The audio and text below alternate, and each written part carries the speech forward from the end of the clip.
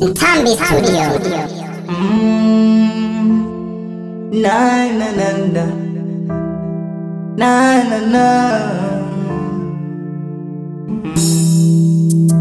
na na na na na la la la la na na na. Nimekutafakari sana nikakukosea majibu, nimekufikiria sana.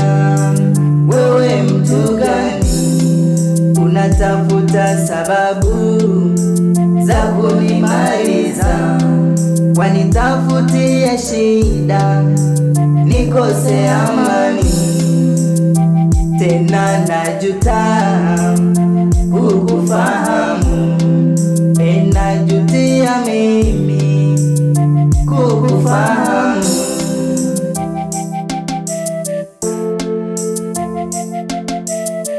Nite Mr. Paul, Mr. Paul Kalumba. Wewe ni nyoka mwenye sumu kali, haufai kuwa hai. Wewe ni shetani, nilikuomba msamaha kwa kosa nisilolijua, ila hukunielewa hata kidogo. Unajivunia cheo, cheo chapita. Unajivunia mali, mali zapita. Hii sauti izingatie sana, na haya maneno ninayoyatamka uyashikilie sana.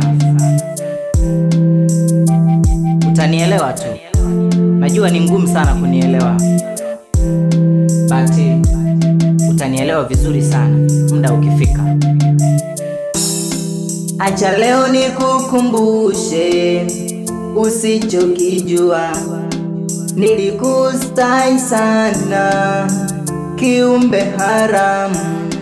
Acha leo nikukumbushe usichokijua, nilikustai sana kiumbe haramu. Ningekulipa kisasi ila nasubiri, vita yangu bado bichi na mwachia Mungu.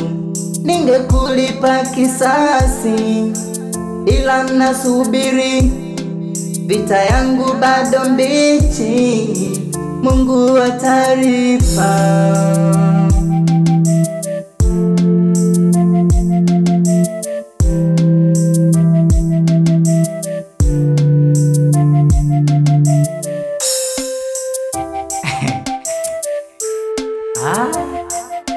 Vitu vingine vinachekesha sana, lakini pia vinasikitisha.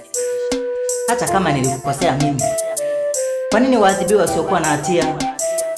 Hatujamalizana bado. Nakupa ujumbe ukufikie popote pale ulipo, tutamalizana. Nilipanga nilipe kisasi mapema, lakini Mungu amenipa subira. Tutamalizana ipo siku. Kaa attention, kwa sababu umeyataka mwenyewe. I think you have understood. Elewa hivyo. Mtambi Studio. Inoma sana. Wajifanya mcha Mungu, wajifanya mlokole. You are doing nothing, but one day